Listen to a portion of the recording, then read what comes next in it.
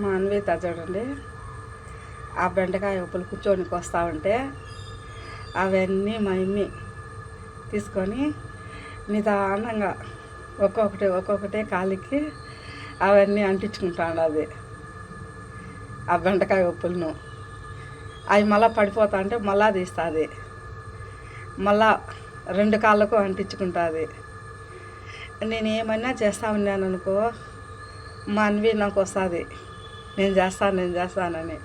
ఇప్పుడు తెల్లగడ్డలు ఒలుస్తానే కానీ వచ్చి మా అమ్మి నేను ఒలుస్తాలే తెల్లగడ్డని తీసుకుంటుంది మా బంగారం.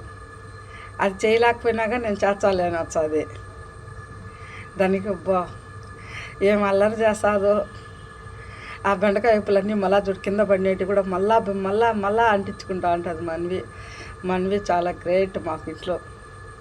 మా అన్విని బాలబడిలో ఇసిపెట్టి వచ్చితే మొన్న ఇసిపెట్టి వచ్చిన 1 గంటకే ఏడ్చింది. అవ్వ ఇంట్లో వాళ్ళమ్మ వాళ్ళ పెద్దనాయన అందరూ కావాలి ఏడిపిస్తుంది. ఆ పాప ప్రతీష ఫోన్ చేసి ఎత్తుకొనిపోదు రండి ఏడుస్తుంది అన్వి అని చెప్పింది. పోయి తీసుకొని వచ్చినాం. మళ్ళీ అవన్నీ ఆ కాయలన్నీ తీసుకొని బెడ్రూమ్లోకి ఎత్తుకోమంది వాళ్ళ అమ్మకాడికి. ఆ మంచం మీద కూర్చునింది.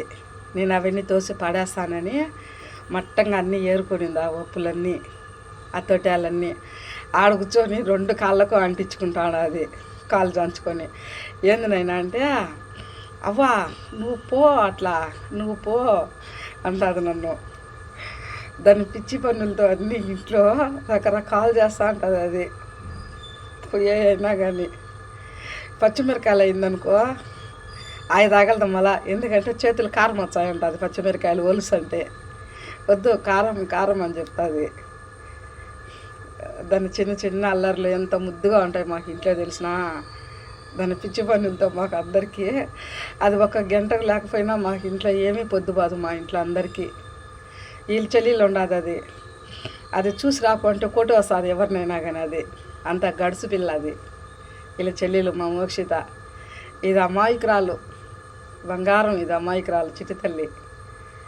ఇంట్లో కూర్చొని అయితే ఎవరి జోలికి రాదు ఇంట్లో. వాళ్ళ చెల్లెలు అయితే దీని మీద ఇద్దరు దృష్టి ఇస్తూ ఉంటారు.